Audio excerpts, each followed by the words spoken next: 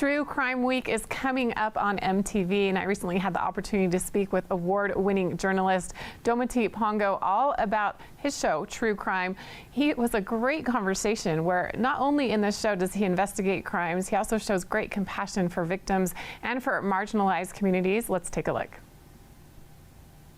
True Crime Week is coming up, and here to tell us more is award-winning journalist Dometi Pongo, ready to take us beyond the headlines to uncover the real story behind some of the most harrowing and shocking true crime stories. Dometi, thanks so much for joining us today. I appreciate it, Christine. Happy to be here. So tell me a little bit more about True Crime Week. Well, True Crime Week kicks off Tuesday, July 13th at 10 p.m. And we dig behind the headlines. And by that, we mean we tell the stories about the lives that the victims led prior to their passing. You know, this is going to be one of those true crime shows that are going to satisfy that thing that we all love as fans of true crime. That's the gory details, the twists and turns, the red herrings, the mystery of it all. But we also do something I've never seen in any other true crime show. And that's bake another documentary almost within the show where we talk about social justice issues that are relevant to the case. You know, our premiere show involves an LGBTQ couple, so we get to talk about LGBTQ rights and hate crimes that have happened against this group. And we also have a case based there in Utah involving Darian Hunt, where we take a closer dive into police accountability and what that looks like. So it's a really fascinating take on a tried and true model. It really is a fascinating show where you dig into these really horrific but also interesting crimes that, you know, some they're unsolved, some of them are, you know, have a lot of twists and turns as you go in and investigate it. How do you approach going into this when you start investigating a crime and looking into these people's lives? How do you get your mind in the right frame to be able to do this? Yeah, it takes a long time. Like I had to, after season one, I learned a lot of things about myself and digging into this kind of work. I had to make sure that I gave myself space for my own emotions and allow for my emotions to be a part of the storytelling experience, because that's what helps me connect with the family. You know, there was a time when, you know, just as a guy, I'm supposed to be tough and this emotionally draining stories being told to me and I'm trying to hold back tears. And it's like, no, let them flow, because at the end of the day, when the cameras are all gone, this family has to deal with this pain. And when I share that moment with them, you know, it allows us both to have a cathartic experience. I'm telling about things that happened to me. They're telling me about their loved one. And we just have this exchange that, you know, you forget, you know, what we're doing, you forget about the project, and then you go home and watch the show and you see that I couldn't have told the story without those genuine moments. And so to get myself in that space, I just keep that in mind. I kind of had to steady myself. And then after I do some of those heavy interviews, I go home and watch some reality TV and kind of clear my head. And then I get back at it the next day.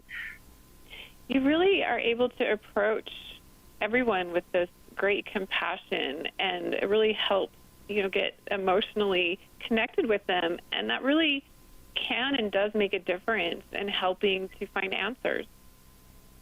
It's true. You know, I saw someone told me this, and I was so humbled by it. I've never repeated it. I've never thought of it this way, but he said empathy is a superpower. And he was like, you know, just my ability to be empathetic with folks. And unfortunately, I don't think I would have had the ability to do that had I not experienced loss myself. You know, I lost two people very close to me just before we began shooting this show. And I don't know if I fully believe that everything happens for a reason, because some of these cases are so gruesome that it's hard to say that there was a reason behind this. But I can say that because of the losses I've experienced, I've been able to connect with people who've experienced loss in a way that I might not have before. And that's been rewarding. And you mentioned that many of these crimes that you're investigating in true life crime, they go into these marginalized communities. And you mentioned something on one episode that I saw where there's a fine line between pandering and allyship. How do you manage that line? Great question. Christine, I think the main reason, the best way to get beyond that line of pandering versus being an ally is you bring in someone else and you follow their lead. And, you know, that's something that's often difficult for us to do when you have ego involved, or you feel like, oh, I'm the journalist telling the story. I know how to tell stories. I know how to write a report. I know how to make this.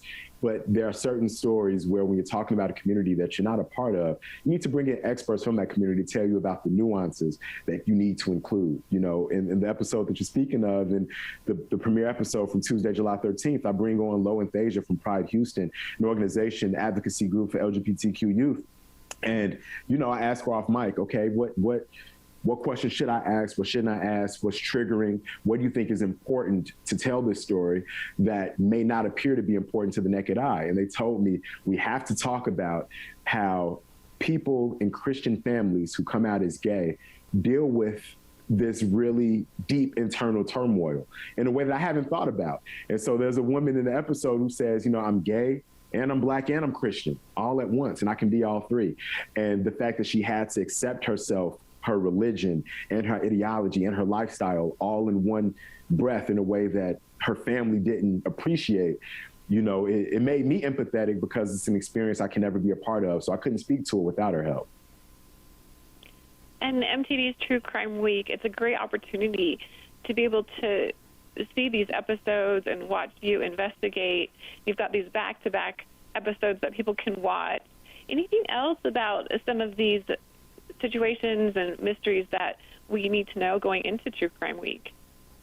Well, I want folks to, if you are into this kind of thing, binge watch on MTV.com the first season. And I just want folks to think about how they can elevate these narratives, the things that are important to them, and to ask questions that they have as well. We invite them to use the hashtag #TrueLifeCrime. Also follow MTV True Life on Twitter. And you'll see that there are communities of people who are asking the same questions, I talk back and forth to folks and talk about things that are on the cutting room floor that, hey, I read about this case too. Why didn't you guys talk about XYZ? We talk about that on Twitter because it's only 50 minutes and we cram a lot of information in there.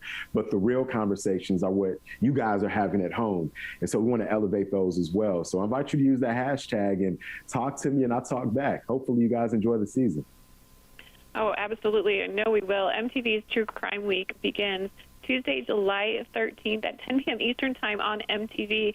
Dometi, it's been an absolute pleasure speaking with you. I'm really looking forward to seeing these episodes, and thank you so much for your compassion and everything that you bring to these shows. We really appreciate it and enjoy watching you.